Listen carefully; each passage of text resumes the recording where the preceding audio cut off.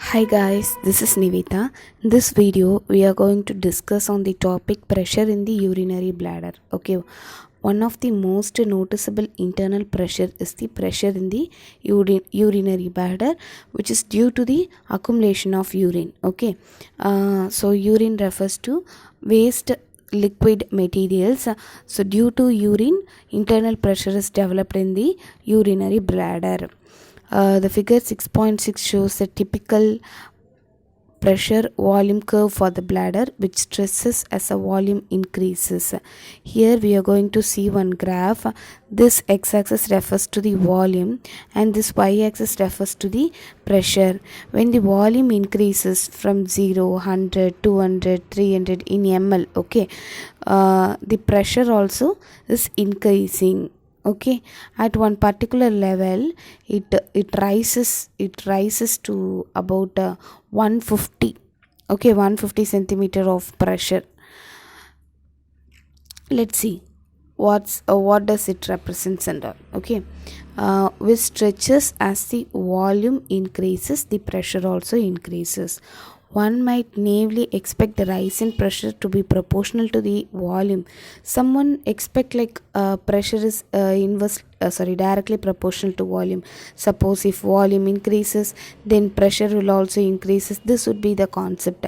However, for a given increase in radius of the volume increases as r cube, while the pressure only increases as about r square. Here what they are telling is the radius, suppose if the radius of the urinary bladder increases, okay, then the volume increases as in the range of r square, r cube. Okay, while the pressure, so that the pressure will increase on the scale of r square. Okay, here that's what they are telling. For a given increase in the radius r, the volume increases as r cube, while the pressure only increases as about r square. This relationship largely account for the relatively low slope of the major portion of the pressure volume curve. Here if you see, when the radius is directly proportional to volume, then the graph would be like this. Okay, so here the graph looks like this because though when the radius is increased, then the volume will be increased at the ratio of r cube and the pressure will be increased at the rate of r square. Therefore there is a uh, it is not like linear relationship. That's why the graph looked like this. Okay, then for adults, the typical maximum volume of the bladder before voiding is 500 ml. So for an adult, the maximum volume the urine can be stored is about 500 ml. Okay, at some pressure about 30 centimeter H2O, the maturation gotta go reflexes aquosa. So at one particular 30 centimeter, right, when a person feels about 30 centimeter pressure, maturation, which is a removal of urine process, is referred to as the maturation. Okay, when the pressure is about 30 centimeter, maturation reflex occurs. We used to feel like we want to go to restroom. Okay, when the pressure is about 30 centimeter, the resulting sizable muscular contraction in the bladder wall produces a momentary pressure of about 150 centimeter H2O. Suddenly, if you are not able to, if you are not in a situation where maturation happens, then suddenly the pressure of the urinary bladder increases up to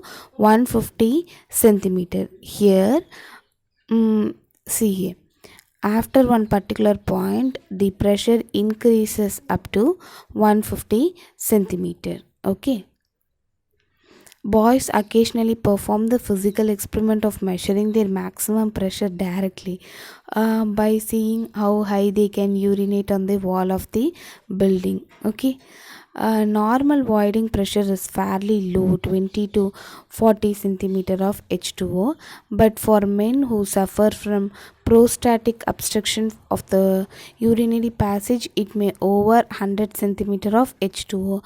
So normally during voiding, during removal of the urine, the pressure fairly is from 20 to 40 centimeter, but for men who are suffer from prostatic obstruction means the way in which men urinate, no, that's known as prostate. So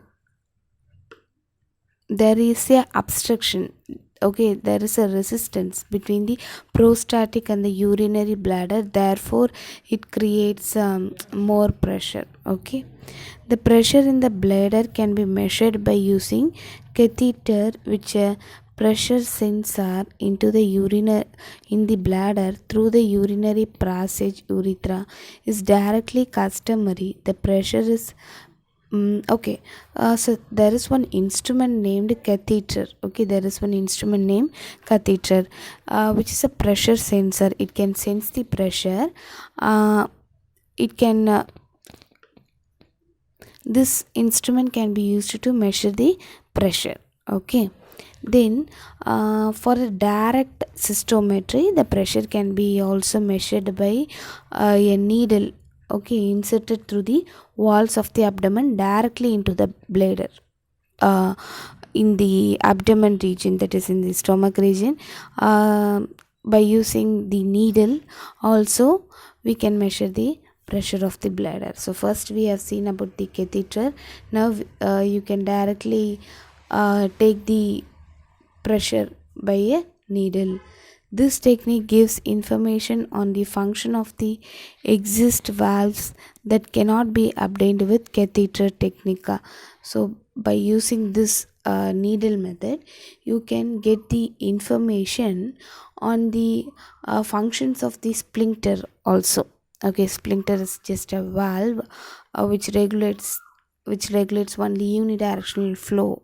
Okay, by using this needle and all, we can get the information about the sphincter of the function of the sphincter, which cannot be obtained by using catheter technique. The bladder pressure increases during coughing, straining. If you strain your body, it can increases. You feel more when you and sitting up. During pregnancy, the weight of the fetus over the bladder increases, right? um, because the bladder pressures causes frequent urination, therefore the pregnant woman always feels to go to restroom often. A stressful situation may also produce a pressure increase. Studying for the exams often results in the many trip to the toilet due to nervous. Okay, so this tension or nervous can also increases the pressure, they're telling. Here what they are using is direct cystometry. A needle is passed through the walls of the abdomen directly into the bladder. They are inserting directly into the bladder via abdomen, and then they are measuring the pressure, which refers to the direct cystometry. Thank you for watching.